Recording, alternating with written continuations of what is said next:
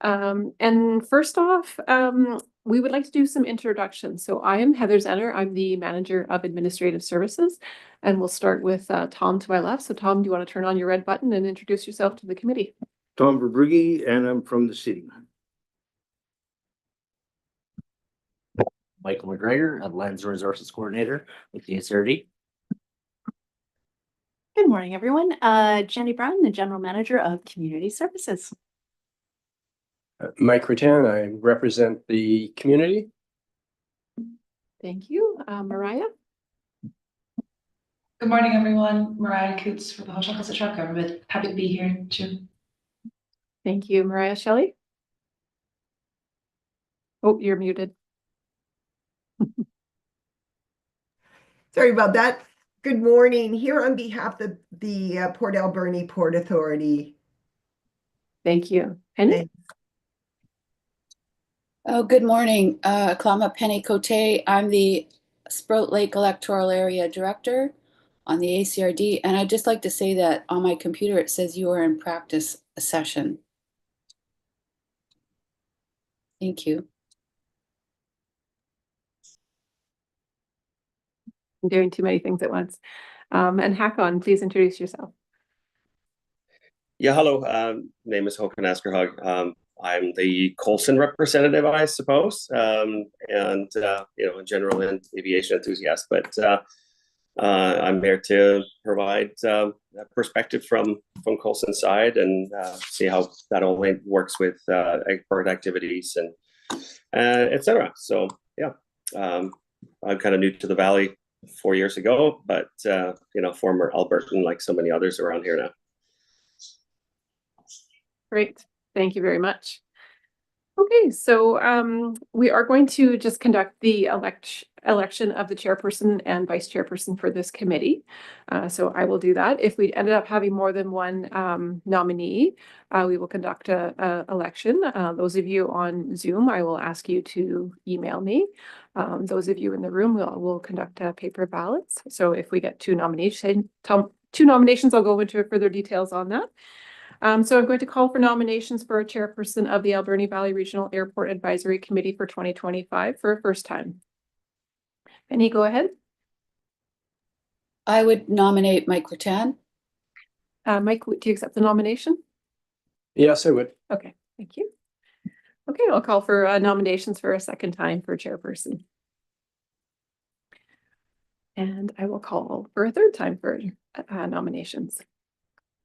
Okay, and not seeing any other nominees, I declare Mike Rattan as the chairperson.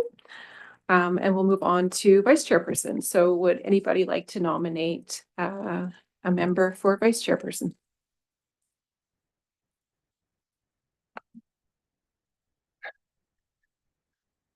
If I'm allowed to nominate, I'd like to nominate Penny Cody. Thank you. Penny, do you accept the nominations? Yes, I will. Great. Thank you. I'll call for nominations for vice chairperson a second time. And finally, call for nominations for a third time. Okay, I'm not seeing any other nominations. I declare Director Cote the vice chair of this committee. So I will turn it over to you, Mike, to carry on chairing the meeting. Okay, thank you very much, everybody. We appreciate that. So it's a job that it's a great learning opportunity. If anybody wants to do it, it's get to find out lots of stuff about the airport. We have an agenda in front of us. It's a two-page agenda. We need a motion to approve the agenda as distributed, please. So moved. Thank you, Penny, as seconder.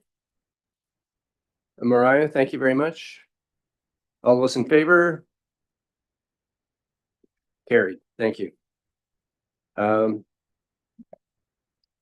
Anybody? I don't see any declarations of conflict of interest based on the agenda. Is there any late declarations? Yes, please. Yep. Mark, is that you declaring a? No, just kidding. Gotcha. In which case we move on to the minutes. We have the AVRA Advisory Committee meeting, which was held October 17th. Those minutes were previously distributed. Penny, are you moving a motion to accept the I minutes? am moving the minutes of the AVRA Advisory Committee being held on October 17th, 2024 be adopted. Thank you. Is there a second? Thanks, Tom. All those in favor? Carried. Thank you very much. Okay, we have in our package the terms of reference for the AVRA advisory, and there is an amendment, I believe.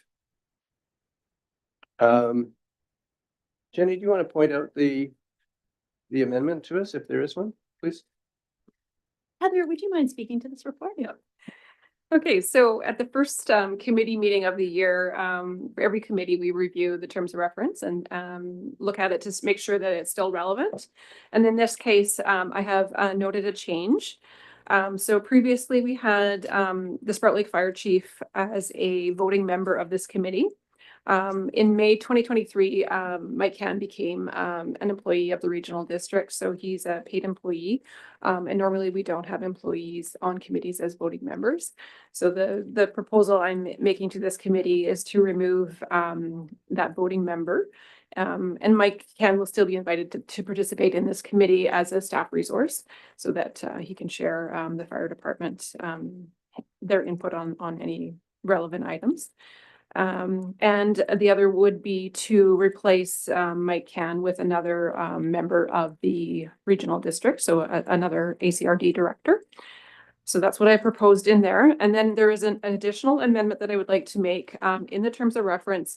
The city is required to appoint a director from the board representing the city of Port Alberni. But for a number of years, the city has appointed a councillor, not a director on the board, most recently being Tom Verbuge. So I would recommend that this committee support a change to that, being that instead of appointing an ACRD director representing the city, being nominating an a city councillor rather than a director. So does that make sense? So we normally have on the regional district board, we have the mayor and one councillor Right. who represent as directors. And this committee of reference suggests that one of those two people be appointed to this committee. But in the past number of years, it hasn't been that. Cindy Solda was recently on, and most recently, Tom has been nominated. Okay, so you're making a suggestion to the city as to who they should. No, the city has nominated Tom Verbuge to be on this committee. Yeah. And I'm just asking this committee to change the terms of reference to be in line with what the city is appointed. Has already done. Yes. Okay. Yeah. Gotcha. So You're okay with that? Yeah. I'd be happy to answer any questions. But the recommendation in your package is provided. And I would just include an additional addition that regarding the city councillor reference that I just made. Okay. Penny, you had a question. I do. It's around the appointment, I guess, of Mike Can. So removing him, and he's on as a resource, I'd imagine. That's And a staff resource, just like Jenny and Michael McGregor and Mark Fortune are. okay. And you're suggesting another electoral area director or ACRD director, so it could, ACRD? Okay. yeah, or another First Nation or municipality. Okay, so someone else from the regional district. Yeah, so again, if this Or- committee supports that recommendation, I would take a report back to the board, asking them to adopt the terms of reference, and at that point, they would appoint another director. Okay, sounds good. Shelley, go ahead. Yeah, I was just curious about the idea of appointing yet one more ACR director. given this is an advisory committee, and we already have a number of the terms of reference already allow for a number of ACRD director representatives. So I'm just curious about that, whether that's, yeah, what's the rationale behind that? As opposed to, for example, another type of community member. Go ahead. Yeah, it was just an idea to keep the same number of committee members, recognizing that we're removing Mike Can.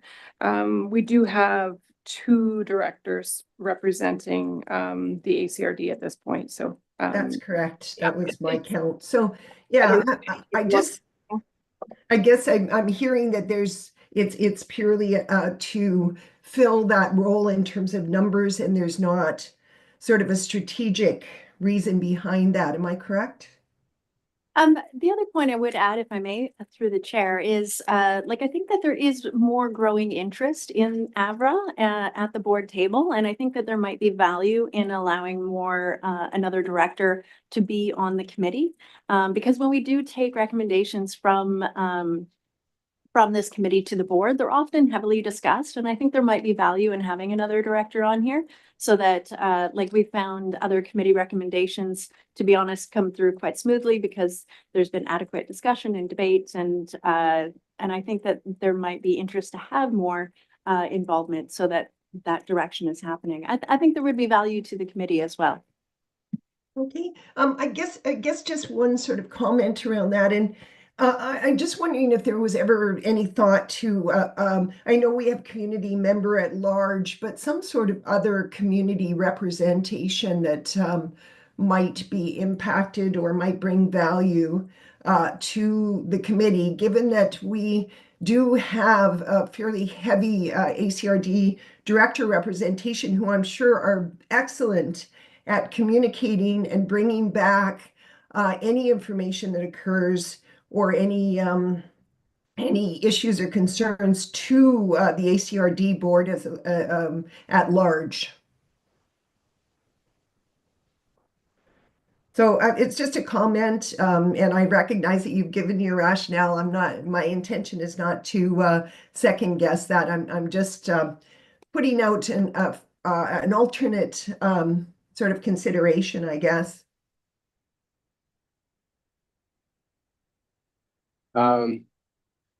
Not sure how to respond to that. It seemed to be more you putting out a. That's what I said, a comment, Mike. So it was a comment. It was an alternate perspective that I have just verbalized. So I'm not really asking for a response. So I'm good. I've done it. I've said my piece, and thanks. Gotcha. Thank you. Great.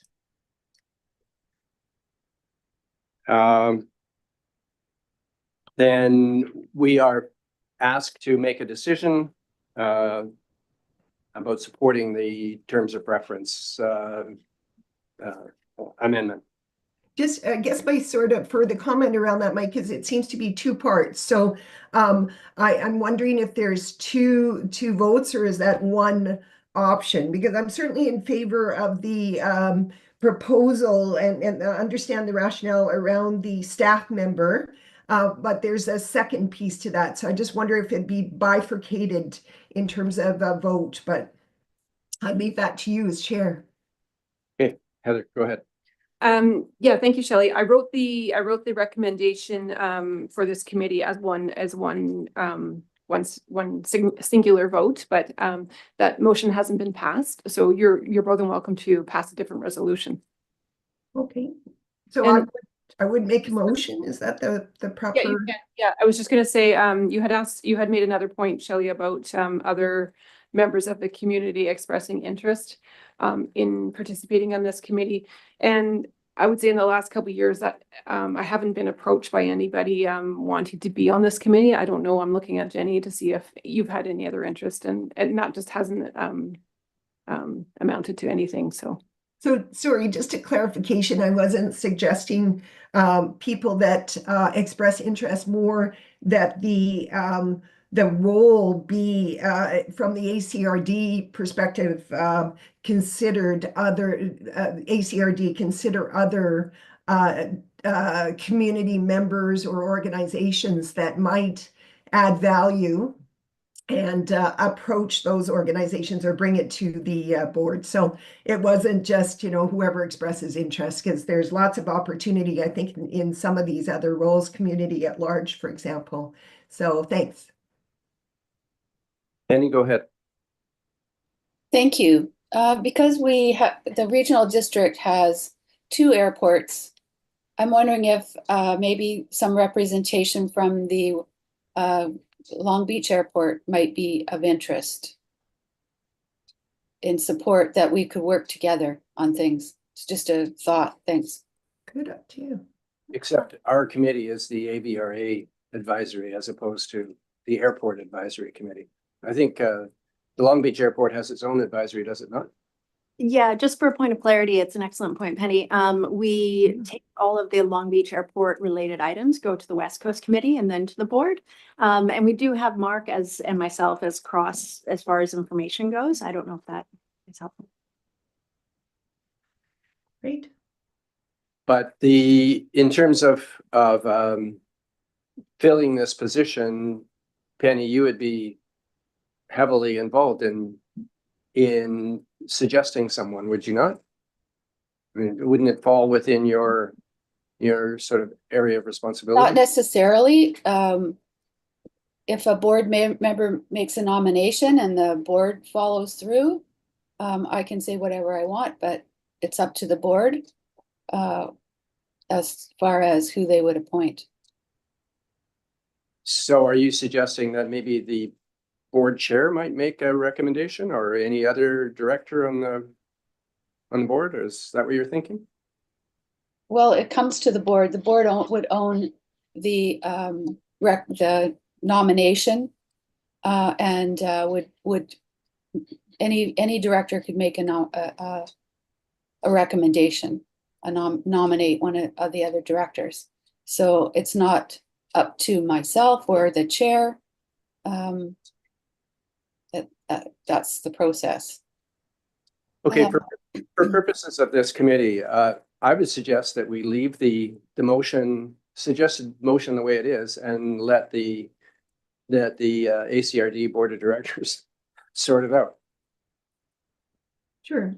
I've said my comment and my thoughts around it. I don't feel that strongly about it, but I do have a concern and I would be concerned if I was on the board of the ACRD about duplication and use of director time, but that's my thoughts. So I'm happy to vote on the motion.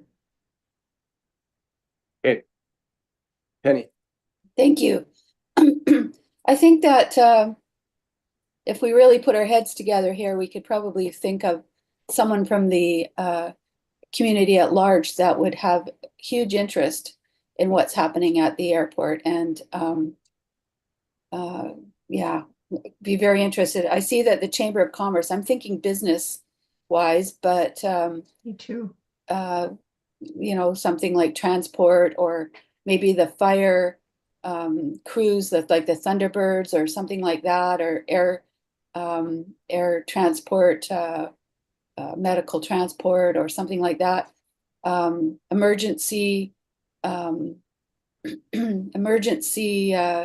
services, where when our highway closes, which it possibly could again, having that connection with the emergency crews, I think is really crucial.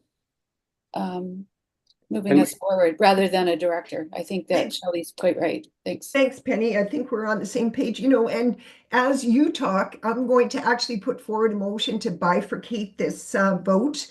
Chair, I recognize that you suggested or recommended otherwise, but I would, as a member, like to put forward that motion and have a vote on it, please. Go ahead, make your motion. Okay, my motion is to sorry about the term bifurcate, but to separate out these issues. One being the the fire chief or the fire involvement off the staff member. The second being that I'm the motion, and I'm just doing this in a rambling way, I apologize. Second motion be for staff to consider other community roles or other roles in the Alberni Valley that would bring value to the committee as a whole. I'll second that. Thanks. Okay, maybe I just suggest that we do two separate motions, and we could vote on the first motion as made by Shelley Crest, and that would be just to amend the recommend that the board of directors amend the terms of reference, removing the Sprout Lake Volunteer Fire Chief as a voting member. We'll start with that. Thanks, Heather. That's much better. Thanks. And seconded by Penny Cote. Okay, on that motion then, all those in favor? And opposed? Carried. So the second motion then, if the way I understand it, Shelley, is that we look to somebody from the larger community that would add value to the committee, probably somebody with aviation experience or specific interest in aviation or this airport and its activities and so on. Is that what you're thinking? I'd leave that up to Heather to verbalize. I think she did a great job, but I guess I'm asking to amend and to put forward a second motion. And I would leave it to staff to further investigate and consider. I think Penny's made some great suggestions to explore, but I think staff is well positioned to explore and come back with some sort of proposal or to consider what has been said. Oh, good for you. Heather. So I just wanted to share another perspective. For committees, when we're recruiting for members, we usually do an expression of interest publicly to recruit new members. We're currently doing that for the Beaver Creek Water Advisory Committee. So it's published in the AV News and on our social media and on our website. So we could do that, or we could do a more directed approach. If we want to do a more directed approach, I think I'd be more comfortable with the committee, like really drilling down into which type of person, like, is it a business community person? A little bit more structure so that we know what you're really after. Thanks, Heather. I appreciate that. I do not want to cause more staff work and more cost to the ACRD around advertising. I think we can drill down. I think Penny's made some great suggestions, and I'm happy to be involved in that discussion if it's more direct. Penny, your thoughts? I agree. Doesn't necessarily have to be business, but someone who would have an interest in what happens with the airport, provided, providing good input as far as the needs especially in an emergency.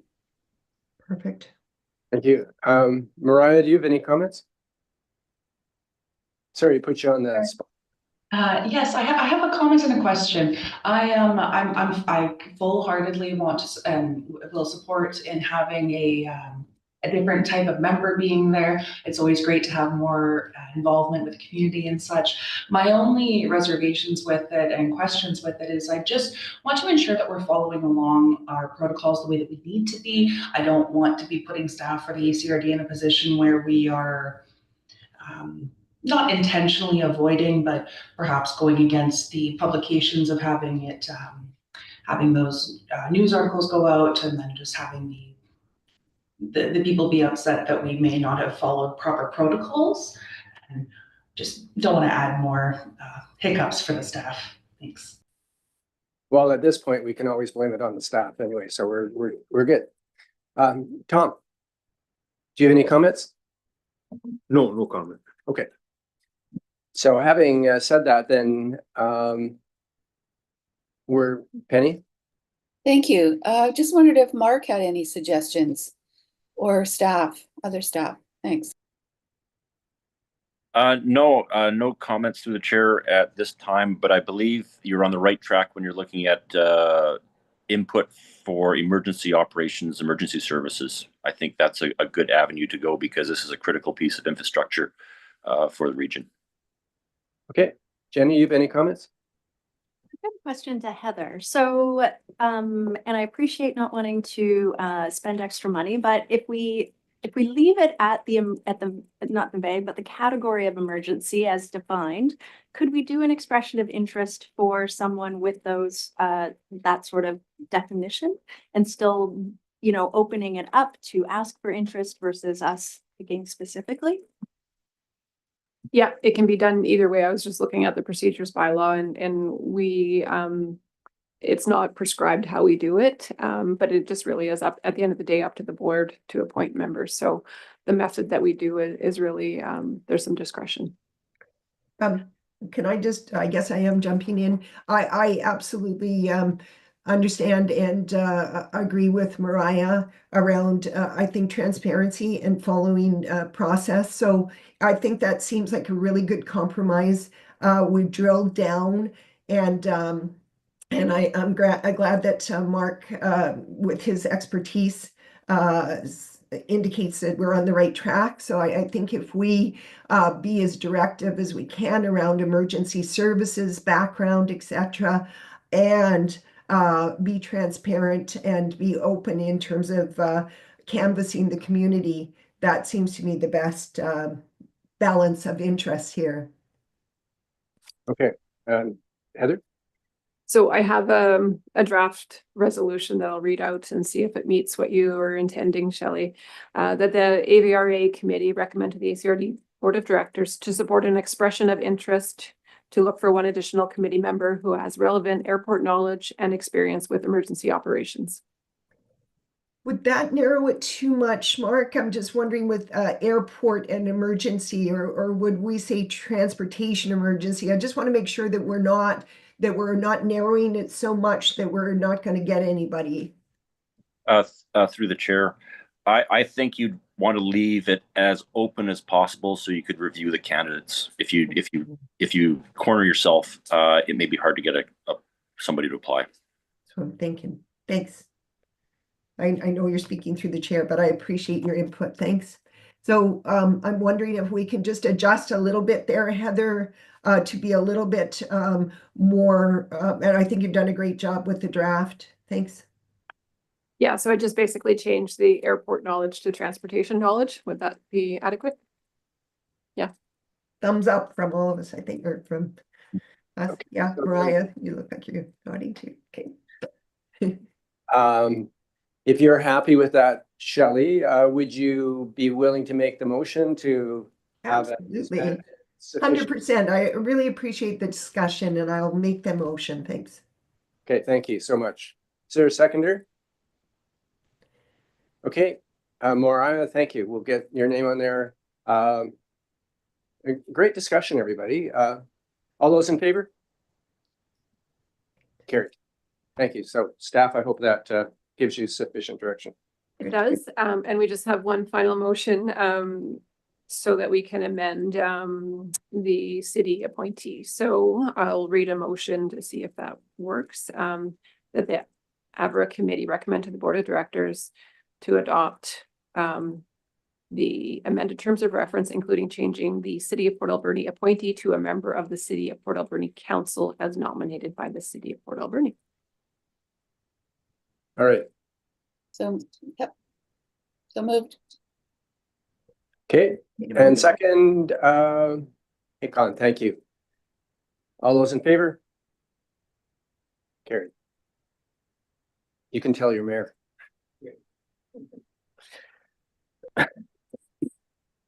Excuse me. Okay, then that brings us to our reports. First one is Mark Fortune, CanPass. Okay. CanPass update. We received a response from Canada Border Service Agency back in late December, and our application for CanPass at Port Alberni has been denied for a second time. They're citing that there are sufficient airports within the local vicinity, Comox, Nanaimo being two of the closer ones. Even though we do meet the criteria for the operation, we are not at this point eligible for their services. On a bright note, though, they left the door open for pre-planned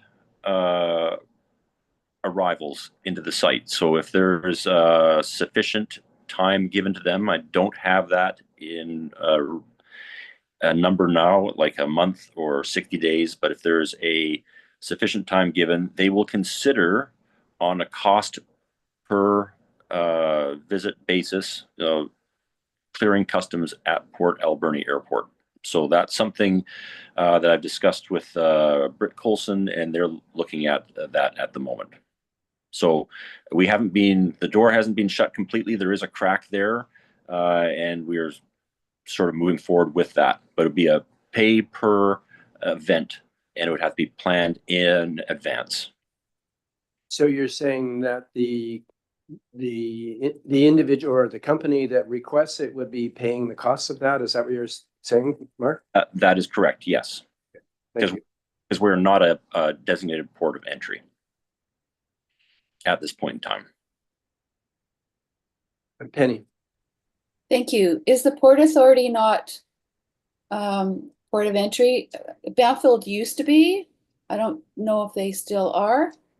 But with, I remember many years ago, we were looking at Port Alberni being a free trade zone, and looking at possibility of being a port. Penny, go ahead. I mean, sorry, Shelley, go ahead. I think I can add a little bit to this. I've certainly had discussions at our board around the fact that AVRA is applying or was applying for a CAN pass.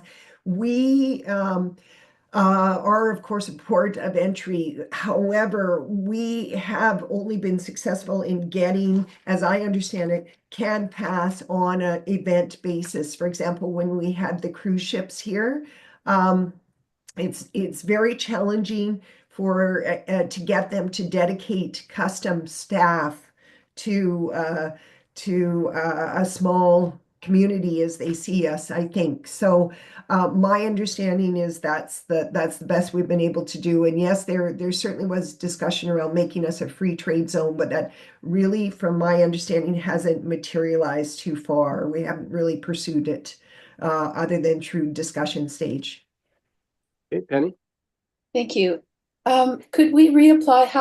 How soon can we reapply? And could we possibly reapply with the Port Authority and have one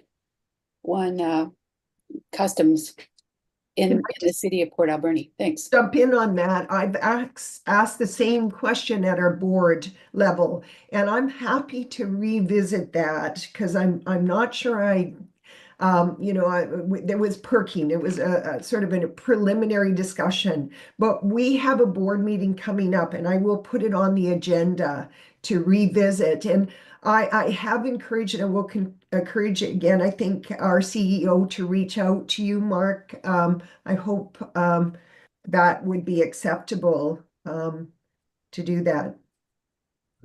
Penny, you have a supplementary? I do have just with what's happening with the US, any advantage that we can have, I think that the federal government should support us with opening up our borders to other countries, and any kind of barriers that they're leaving in place is not an advantage to us. Thank you.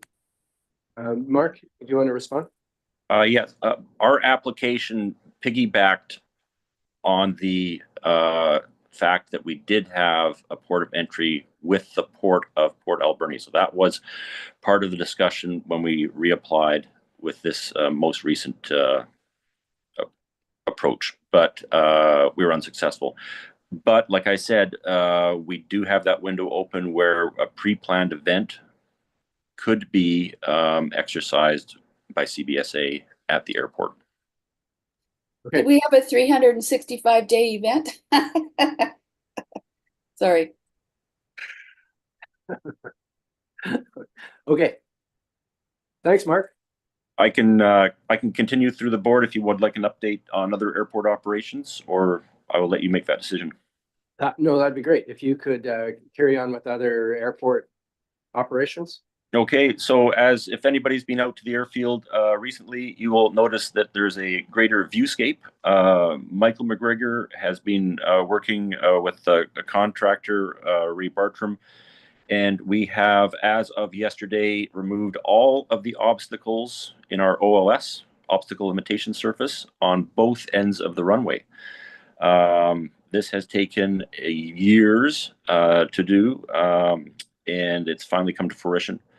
The final phase now will be actually hoe-chucking fiber and putting that fiber up for sale and getting some cost recovery on it. A couple of problems we ran into in that process. We had 3 penetrations with power poles with BC Hydro that were identified. Hydro had indicated that they could be lowered, and when we went to actually investigating the lowering of the power poles, Hydro said, no, you can't lower those poles. They're already as low as they can go. And so suddenly we had obstacles that were still within our OLS that were going to cost hundreds of thousands of dollars to move underground or reposition. And what we were able to do was to, within the Transport Canada regulations, TP 312 5th edition, we were able to put in a 2-degree offset to the north on our approach. And that enabled us to just clear those obstacles with very minimal cost. So we do have an approach surface that will be recognized by Transport Canada and NAV Canada. Our next phase is to move that into an attestation, so a confirmation of the survey results of the targets that have been removed. That gets confirmed, and then we can move our instrument approach procedures from a restricted format, which they're under right now, to a public format. So that's the next phase that we're attacking right now. So that's great news. We talked about the CBSA. We've also had a lot of beaver activity on the field this year. We've done some major remediation on some water courses. I think Tom can attest to that. That's an ongoing issue with beavers, and we'll be continuing that in 2025. We've also had a couple of upgrades within the Colson lease. They have, if anybody's been out to the site recently, they have made a new parking lot area where their engine shop is going to be, and they are proposing their new hangar should be arriving May or June of this year, and they're going to be starting construction on that. Some of that work will involve removing their current drop tank, test tank, to the other side of taxiway taxiway Bravo, and that's in process as we speak.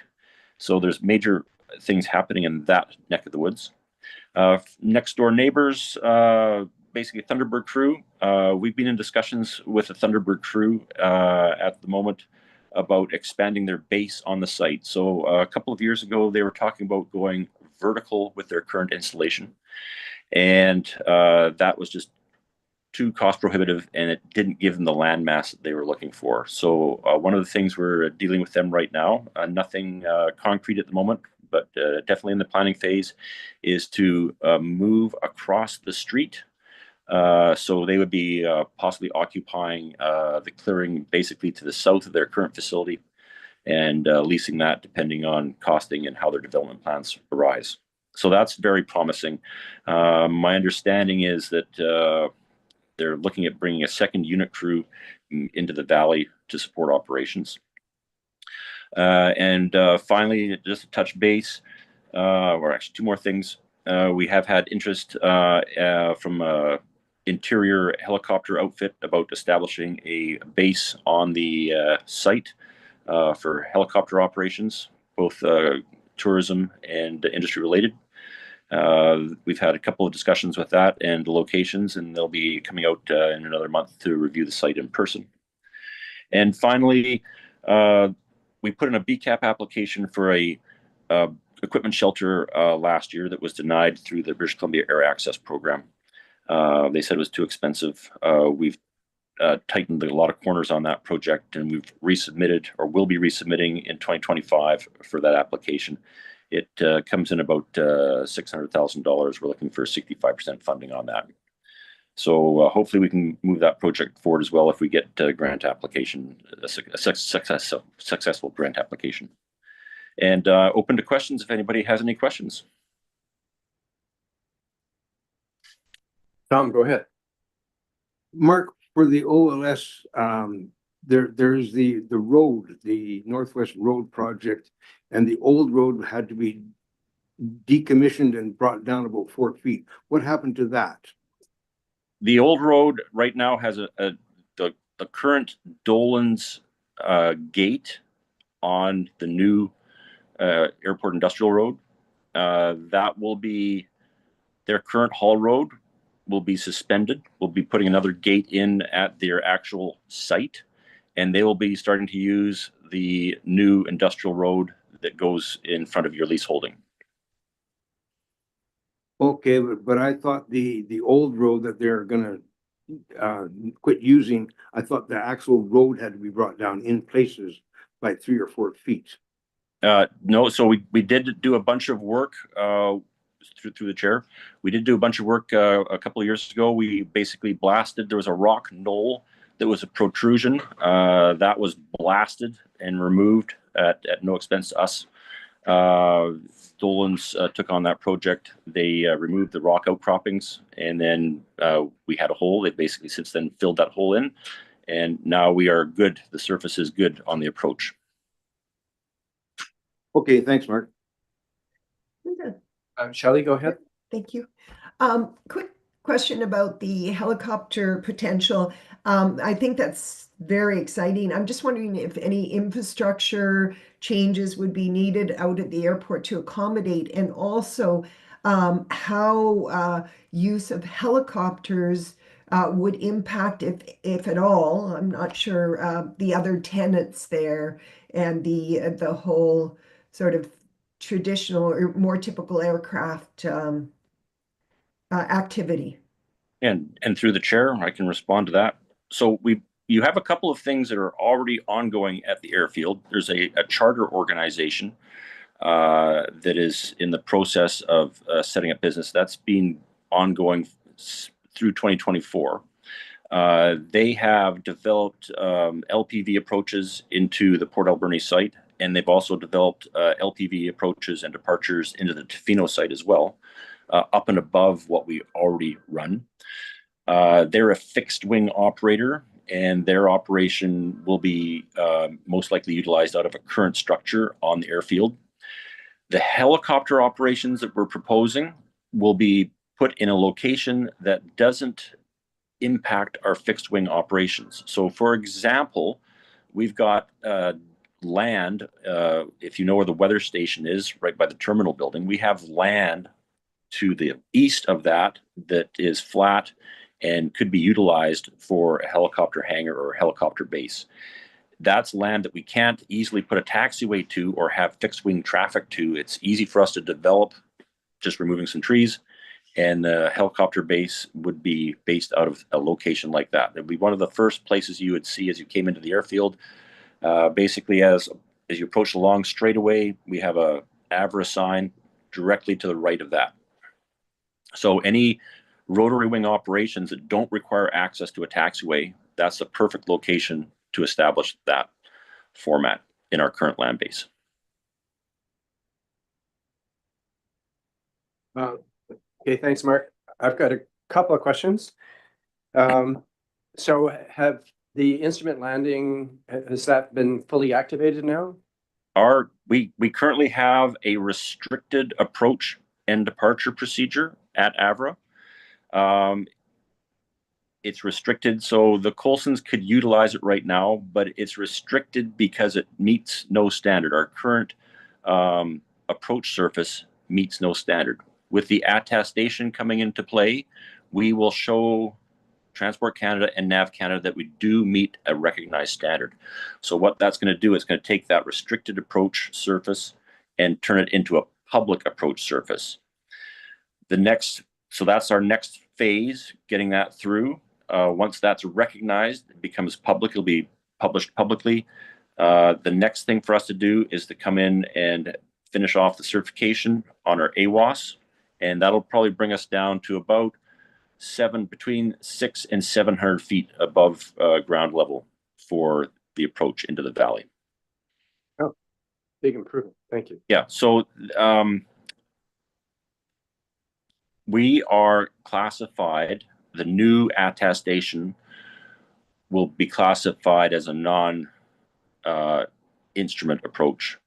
And for example, we have non-precision approaches into Fino, and they give certain height limits. So the lowest level we could ever possibly get due to the mountainous terrain around the Alberni Valley is 500 feet above ground level. So if we can reach that 700 feet, we're obtaining basically the best possible approach we can get in this current location. Okay. We advertised for basically a business development position before last summer, I think. Any comment on that? Are you able to comment on that at all, or where we're at with that, or? Through the chair, I'll push that on to Jenny if that's okay. All right. Thanks, Mark. And through the chair, yeah, I'd love to give an update on that. So we did we started a recruitment selection process this fall. We are a bit limited. We don't have human resources staffing within the ACRD, so we do all handle this in-house. We went through the process and we did the interviews. We had some top candidates, and our top candidate unfortunately did fall through. And we decided to engage the services of a recruitment service to go out and re-advertise. So you might have seen that advertisement out again, just to really streamline the process, make sure that we're getting all of the potential applicants who might be successful in the position, because we think that it is a really important key position. So we want to make sure that there's someone who is going to fit well, stay in the valley, and then provide the highest level of service for us.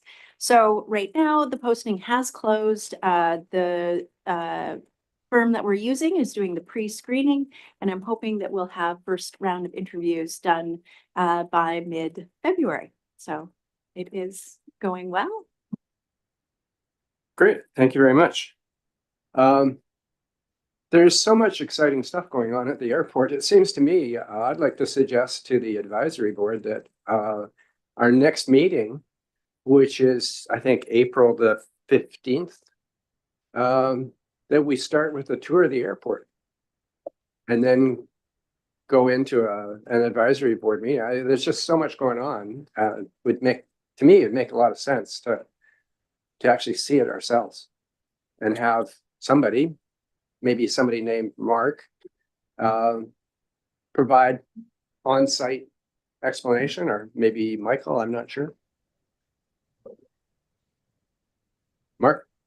I would think that's fantastic. Through the chair, I think that's a fantastic idea. I think we should also include a tour of the Coulson manufacturing facility as part of that, so you can take in what is actually happening on the field, because you don't get a good idea of what is actually happening behind closed doors. I believe they are the second largest employer in the valley at this moment, and the product they're putting out is fantastic. Their services have been utilized most recently with the LA wildfires with their braking technology with night vision goggles and firefighting night operations. So if we could maybe get Britt or a representative from the Coulson Group to do a tour, I think that would be very beneficial, and it would give you a better scope of what's actually happening on the ground at that site. Okay, I don't think we need a specific motion on that, but I think we can allow staff to organize something, shall we?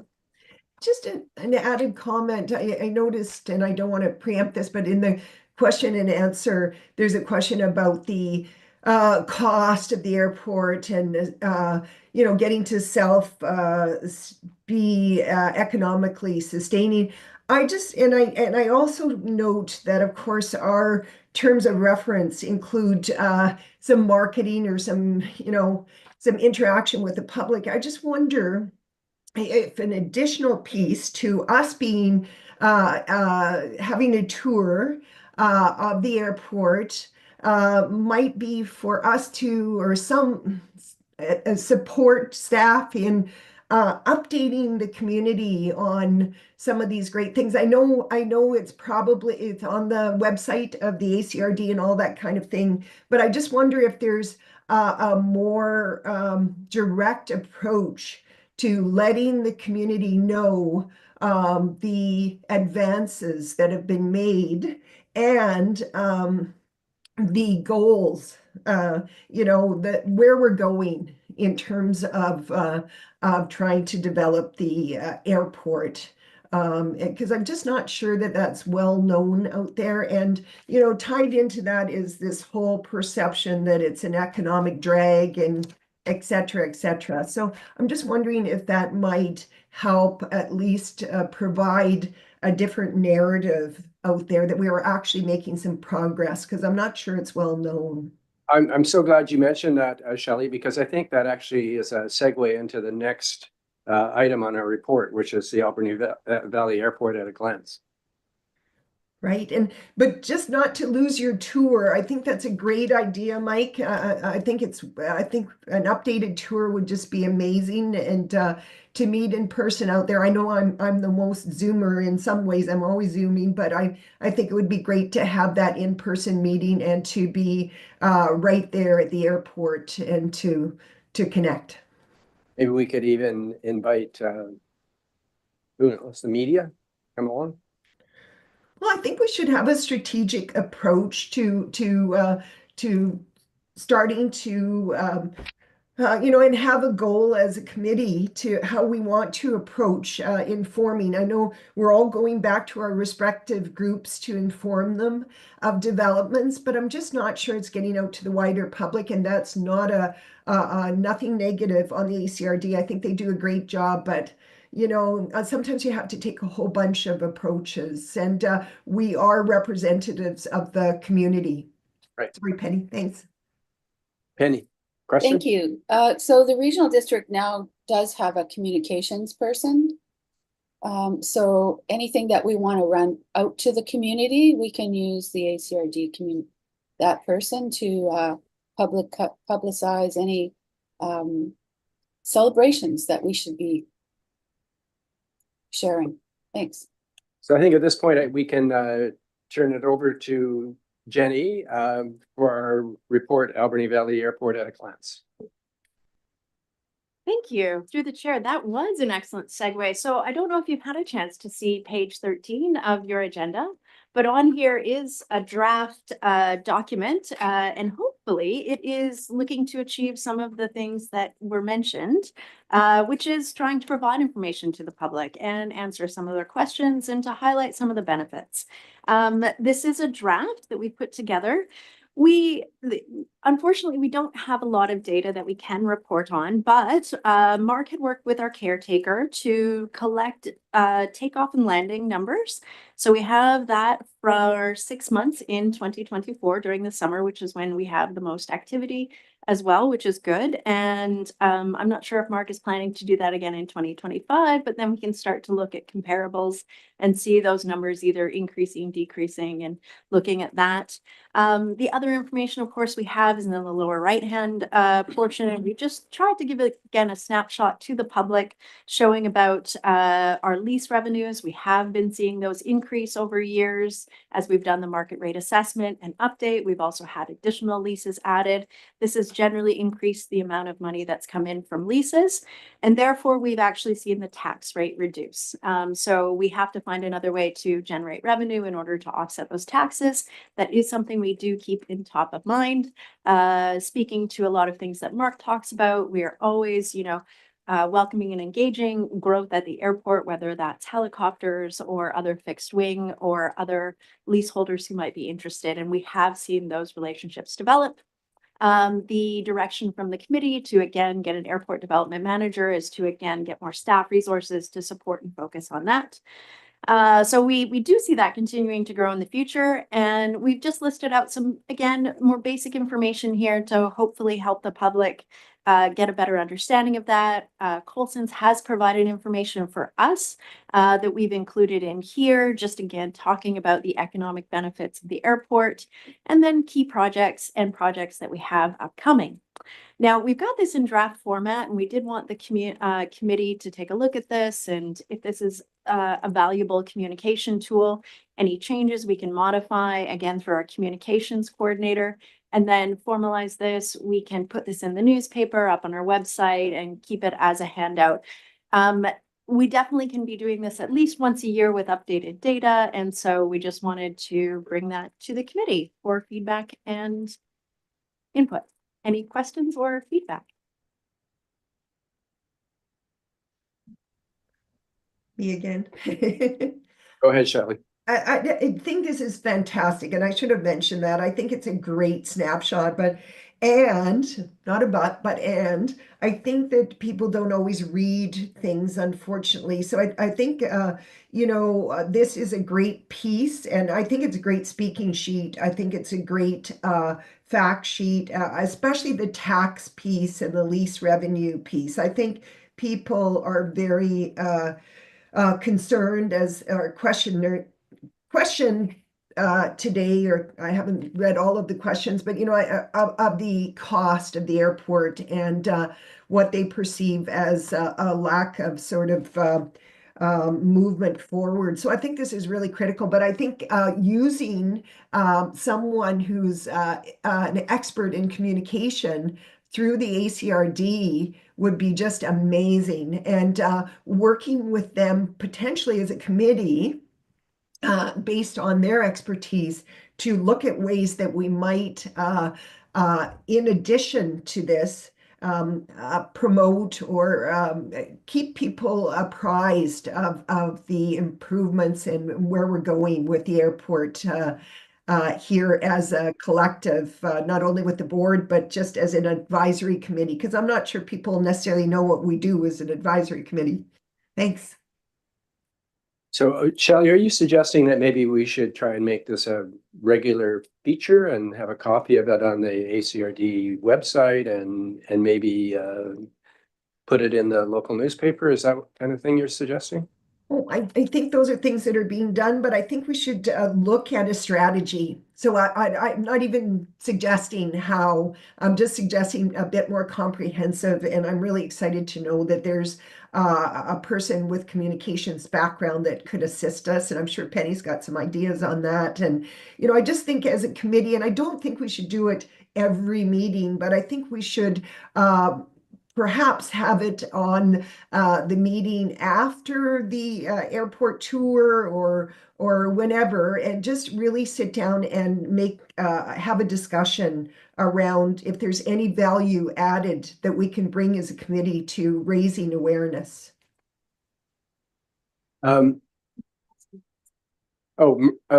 question. Thank you, Chair. If we would like, Penny did have her hand up before I did. She just was doing her hair. No? Okay, perfect. Thank you. I'm just kind of, my cogs are turning as we're talking about this and the idea of having a bit more communications and open transparency and kind of highlighting all the amazing things that are going on. Perhaps this is an opportunity for more relationship building as well. Perhaps maybe Colson's would like to get involved, and there could be maybe some kind of in-kind donations, so that way the cost wouldn't totally fall on the taxpayers and things like that. But perhaps we start partnering with some of our local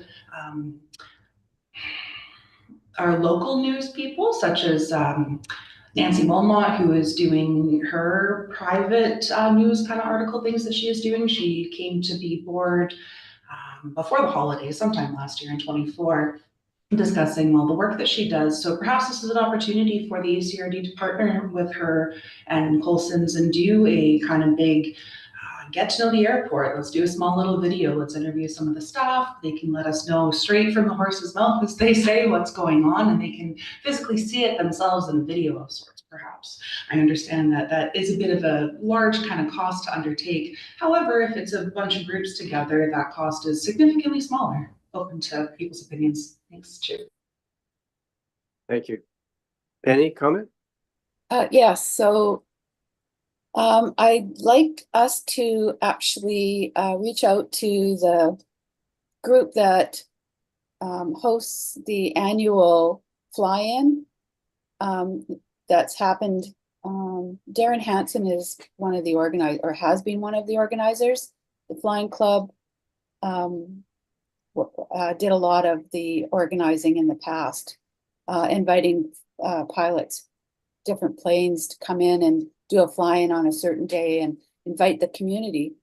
I think that key time to publicize this type of information is right around now when we're doing budget, so that people can see, because there's always questions about, you know, the airport and how much money we spend taxation wise. So showing that we're actually, taxes are going down and lease revenue is going up is an important message to get out there. So that, and working with that group that actually has done the annual public engagement, working with them, we did something with them, was it last year, for the grand opening, but was not very grand from what I understand. So Referring yeah, to the house that working with them. Or is it something else that you're thinking about? No, I'd like to work with them. I'd like to know what they've got planned, so that this committee actually knows if there's a date in mind that maybe we could support, or we could you know, announce with the regional district if there's any local groups that want to work with them, or, you know, without taxation money, but try to help. Okay, thanks, Penny. I'll tell you, one of the things I'd like to see is an overall idea of what is the economic impact of the airport. And I know that the ACRD uses Pat Deacon and his his office in order to do some work on economic development. And I don't know if that work's already been done or not, but the economic impact of the airport is huge, and I think it's something that would really be important for people in the whole valley to know about. Penny, question? Comment? It's just making me think that maybe there's an opportunity to get a grant. If we had something that we were looking at as innovative to promote our airport and our community, maybe we could get something like an iced tea grant, or something similar along that line. Great. And can I just jump in and suggest the Chamber of Commerce, I think is really pivotal here to highlighting, you know, the airport as well. And they do, you know, I think we need to involve them in this sort of promotion. Okay. Jenny, oh, sorry. Go ahead, Tom. I'd like to, a couple questions, Mark. I saw the numbers that you had last year, I believe, of landings and takeoffs. And July to December, I'm out there a lot on the ground. For those that don't know, I have a Christmas tree farm out at the airport. And yes, we do have a lot of touchdowns, but they're all with the glider club and other aviation schools coming in doing touch and goes.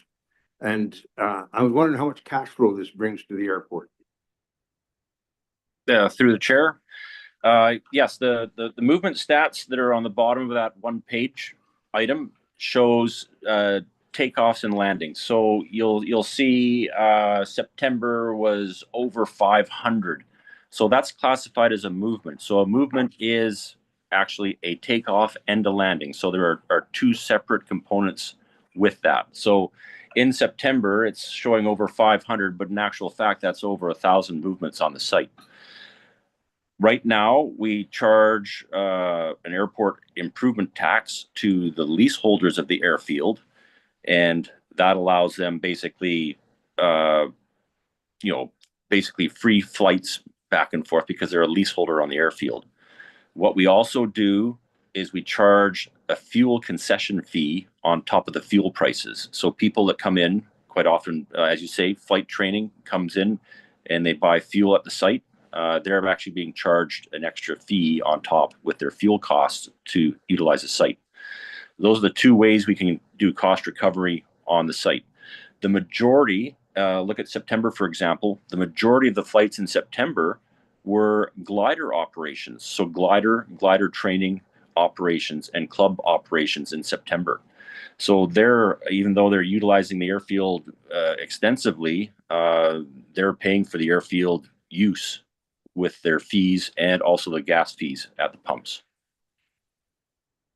Okay, thanks, Mark. And on the other one, on the revenues, we've got 29% increase and a 14% increase.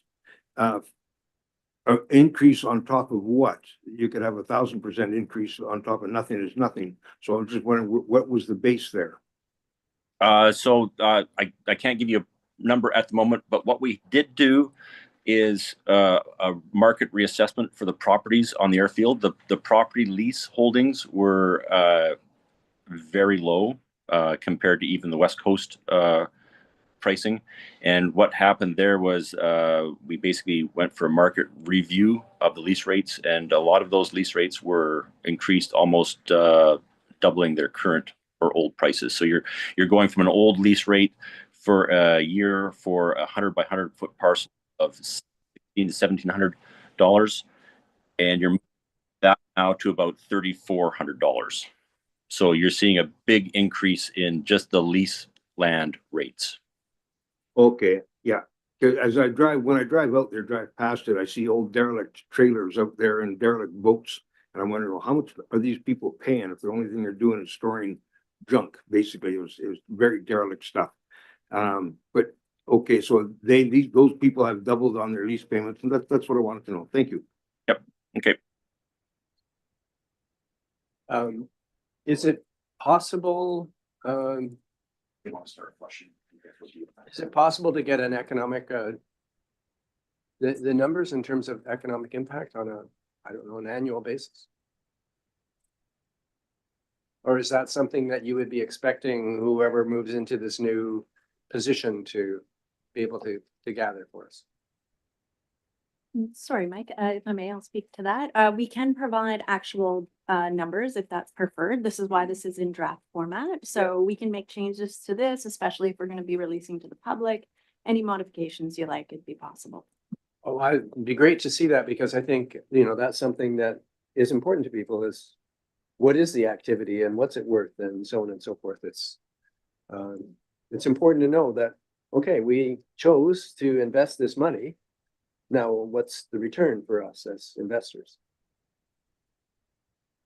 Okay. Anything else? Okay, good discussion, everybody. Thank you very much. Moving on, we need a motion that reports A to C be received for information. Is there a mover? Penny? Somebody seconding? Mark, thank you. Tom? Yes, thank you. That guy. All in favor? Carry. Okay, no late business, I don't believe. Do anybody online that has questions? Yes, we have some questions. So there's nobody in the room and there's no responses received by email, but there are some comments in Zoom.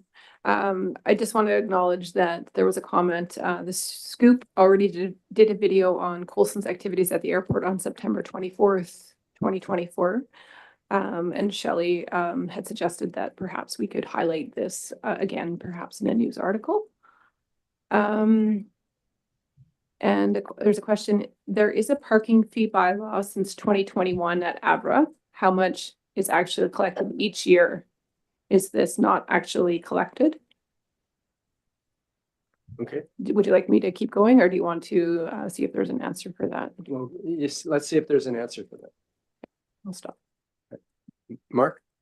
Okay, through the chair, we do have, we basically stole the parking bylaw from Tofino, and we have it at AVRA now as part of the bylaws. We haven't actively been dealing or collecting fees on that. The only thing we've looked at right now is monthly and annual parking. So that would be for aircraft that are basically going to be based on the airfield but don't have a lease on the airfield. Transient aircraft that are basically in and out for a day, we don't have a structure for that at the moment. Okay. For example, the Tofino site, we do we have a billing program, we have tracking through Nav Canada, we have a lot of the infrastructure in place to monitor arrivals, departures. And at the Tofino site, our parking is free for the first 6 hours. And then after that, there's a day rate parking fee attached to it. This would be hard to implement at the AVRA site, just due to the costs of the amount of infrastructure required to actually track arrivals, departures. But right now, we're just focusing at aircraft that can be based on the airfield but don't have a current lease with a land holding. Okay, thank you. Thank you. And I should have mentioned that comment was from Fred Boyko. He also said that it seems to be an easy way to generate some revenue and reduce the taxpayer burden, self-service by pilots, same as the logbook. And then we received some comments and questions from Mike Lasowski, and I'll just read them out. Just curious as to when the taxpayer-funded airstrip will start being self-sufficient and stop costing the taxpayer in excess of $300,000 per year. Just curious who paid for the work done on the approaches to the airstrip. Does this benefit the taxpayer? If not, does this benefit a tenant? If this work benefits a tenant, then they should pay the bill, not the taxpayer. Shelley, I really appreciate you recognizing my posted questions, been having the others talk around the subject and not give any kind of answer is very disappointing. And just to mention that we do read the questions out at the end of the meetings. We don't acknowledge them as they come in. Thank you. And my apologies for preempting that. Thanks. Okay, thank you. Mark, or maybe Jenny, so from what, if I'm looking at this properly, is the airport actually paying for the cost of its own operations? Is that what's happening right now? That is correct. So I think to the question is, so the airport is an airport and we are looking to basically maintain the OLS. And so we have to cut the trees down and do the cost to do that so that it can operate as an airport. And one of our objectives is to lower the approaches and to allow more flights and more interest. And that will encourage more development for leases as well as just more activity in the valley, which builds on the economic benefit that the airport provides. That's the vision of the Alberni Valley Regional Airport. And so we will invest and continue to invest in maintaining the infrastructure and making sure that it is providing the highest value and being the best airport it can be. Unfortunately, that does take some cost, but that investment, as well as the extension of the runway, was done with the intention to grow that and support the valley. So the question about, and the comment about the airport costing $300,000 a year isn't correct, right? I believe the reference in that case is that because we have invested such a large amount of money to do the runway extension, we had to take out a loan to pay for that. And so I think that that's what the questioner is referring to. So that is true. The Valley decided to invest millions of dollars. Can't remember the number. It was before my time. And so we're continuing to pay that off. That is going to be a long-term debt, but that was an investment we've decided on for long-term benefits in hopes. But the operational costs are not costing taxpayers $300,000 a year is what I'm getting to. And that is this message that is being spread around the community that airport is costing us money and as taxpayers, and that isn't correct. The airport actually pays for itself. So we just need to make sure we get that message out properly if that's the case, Tom. Yes, I have the Christmas tree farm out there, and 4 weekends a year I have a fire going and people come out, and that is a huge question. What are we doing at the airport now, sort of thing? And when you say we're not paying for the airport, 300,000, we are. A lot of it is interest payments, a lot of it is maintenance. I don't have a breakdown on what is what, but yes, we are paying for that airport. Interest is still paying for the airport. So I'm not sure how to answer Mike's question either. The OLS is, I would say the big percentage of airplanes are not set up for instrument landings. There's a few airplanes come in that are set up for instrument, and they can make use of the OLS, but very few. I'm going to say one out of 50. But that's a guess. That's not, no, there's no proof there. Right. Most people don't use instrument to come and go from Port Alberni because they come and go from Port Alberni for pleasure, not because they have to. The only people that'll appreciate the instrument flight situation are people that have to come to Port Alberni, so they have to land. And so when the weather deteriorates, they can still make a landing. And that's not the average person. Very, very, very few. Thank you. I guess my point is that there's two types of costs for the airport. One is the cost of the $8 million loan that we took out in order to do the expansion.